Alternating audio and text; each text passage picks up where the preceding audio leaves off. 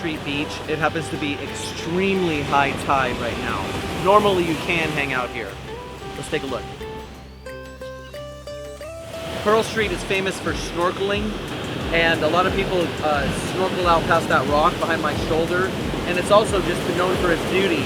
The arched rock behind me, it's very picturesque. A lot of people come here during sunset and take all sorts of pictures.